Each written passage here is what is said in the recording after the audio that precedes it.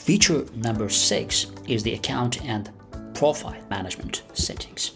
So basically here I can manage my plan depending on whether I'm going for a free version, a plus version, a team version, or an enterprise version. And then I can manage my GPTs. I can create my own custom GPTs. And basically those are my own AI agents. And then I can also customize my ChatGPT, which means I can provide custom instructions to ChatGPT so that they can obtain the answers in a specific way.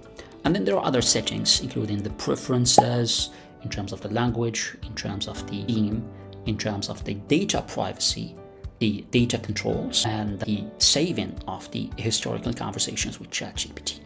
So all these settings, basically they allow for a personalized interaction with the ChatGPT interface.